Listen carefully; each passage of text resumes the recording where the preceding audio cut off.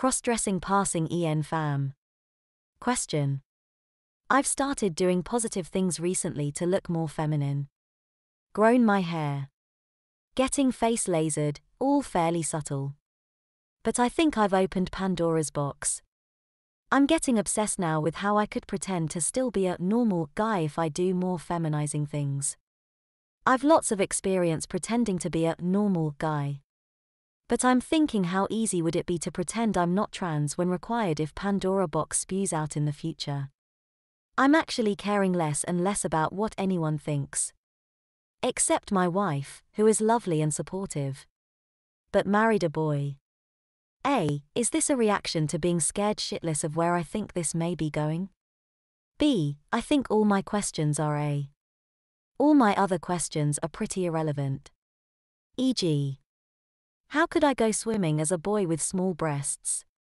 But in reality, if I had to give up swimming in pools in exchange for small breasts, I'd do it in an instant. Reply. I understand that you relate to being androgynous. That's a good default setting for anyone still exploring themselves and their life direction. Androgyny works in its own right as an image and identity, not just as a halfway house towards something more full fam. So that comes with a lot of built-in leeways, regarding your main query. As regards to others' perceptions, well, that's somewhat uncontrollable. Whatever anyone makes of anyone else, it is in the mind of the beholder. Personally, to bore you about myself, I gave up trying to act manly in any way whatsoever. As it didn't wash with hard-case macho types, anyway. Such types would never warm to me, anyway, as I'm way too femme for any pretense of being a geezer bloke. So being androgynous can at times be a bit polarizing. Those that support us, warm to us and make that instantly known. Similarly, others who do not warm to anyone on a trans spectrum, are possibly instantly cold, or worse even. Fortunately, unfriendly attitude, coldness, and the odd insolent mirth to my face is the worst I have ever suffered, so far. However, it is in effect impossible to modulate their attitude and mindset. There's no point even trying, so we might as well just act ourselves and not try to be something or someone else, just to fit in their prison, pigeonhole box that they want us in. So I don't bother to put on any act, not just including, but especially, trying to appear a macho bloke. Actually, in order to attract admirers and supporters, inevitably, one has to run the gauntlet of the detractors, yet not be fazed by that. Turning that on its head, the more my image and personality can potentially irritate any detractors, the more likely I will be on target toward anyone who admires and supports them.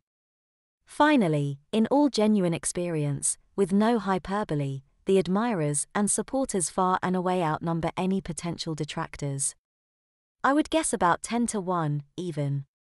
Reply.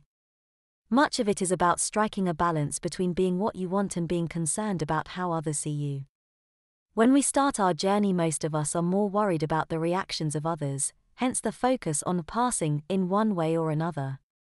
Then gradually we find our way to a persona that we're comfortable in, and become much less concerned about what anyone else thinks. Reply. Reading between the lines, your run-through, how taking hormones will affect your life if you are not living full-time. Well, there are people who do. It may change your relationship with your wife even if she's supportive, seeing changes will raise more questions for her. Taking hormones doesn't guarantee changes like breasts, you could remain undeveloped there. But you are very likely to get a combination of typical feminization. As for swimming, you will have to play it by ear. People do notice hormone changes and you may draw more attention going in boy mode.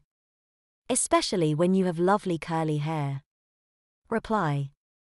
I'm not bothered about breasts really. Now I've stopped trying to be a boy, I feel amazing in myself and so much stronger. I guess the hair is the most in-your-face thing. Now it's getting longer, I'm getting so much love from the people I admire myself, whereas in the past I fitted in great with the blokes in appearance but have little in common with them, so was perpetually lonely. I guess I'm already making a statement of my position by growing out my hair without disguising it with facial hair. And it's going really well, I love it. I feel totally strong against the people who obviously aren't on board and people who have gone out of their way to tell me. I don't care about how femme I present to the world. But I don't really want to mess up my marriage. I know my kids will love me 100% though, which is amazing. They are my best friends and really don't care.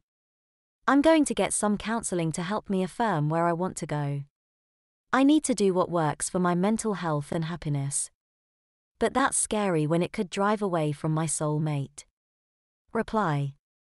I've not been around for a bit due to personal stuff. But your post very must strike a chord. It's very much what I've been going through for years now. Having a loving and supportive wife.